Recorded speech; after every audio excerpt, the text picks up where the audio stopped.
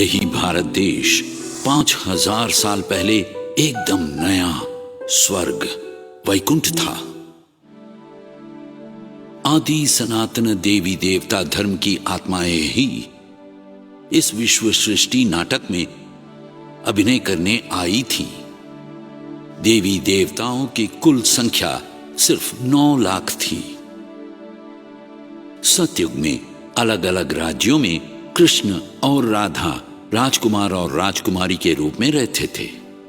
इन्हें स्वयंवर के बाद पट्टाभिषेक के समय ही लक्ष्मी नारायण कहा गया।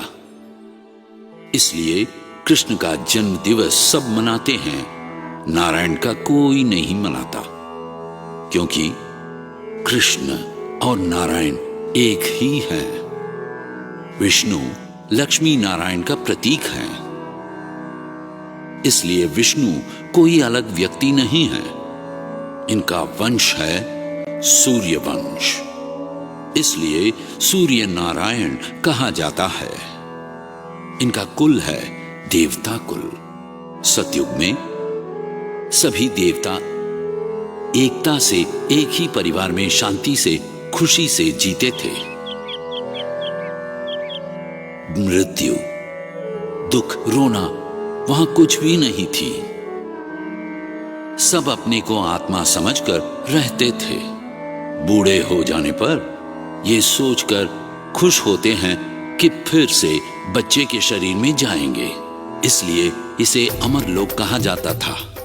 सत्यलोक में जन्म लेके उस जीवन का वरदान मिले,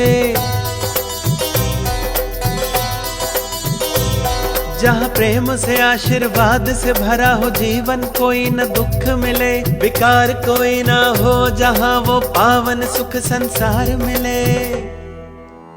काम, क्रोध, लोभ, मोह और अहंकार नामक 5 विष वहां नहीं है।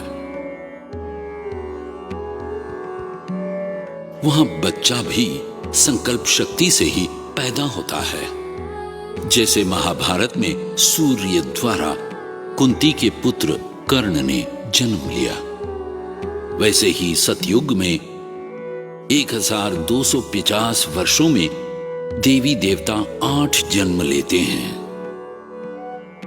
इसके बाद त्रेता युग शुरू होता है। त्रेता युग में सीता और राम का राज्य है।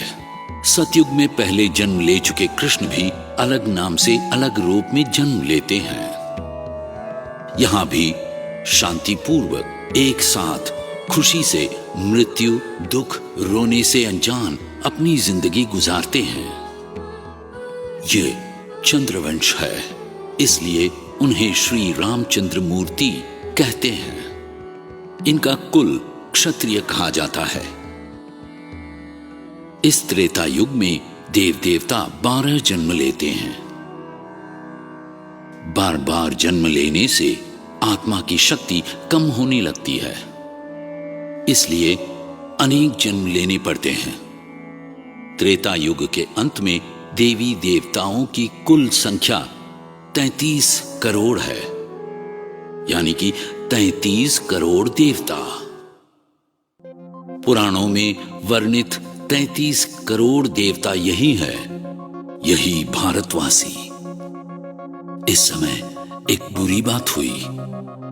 देव देवता बार बार जन्म लेने के कारण इस शरीर में ही जीकर आत्मा को भूलने लगे, अपने शरीर को ही सब कुछ समझने लगे। शरीर के आकर्षण में बंध कर जो नहीं करनी चाहिए वे गलतियां करने लगे। अपनी पवित्रता और दिव्यता खोने लगे।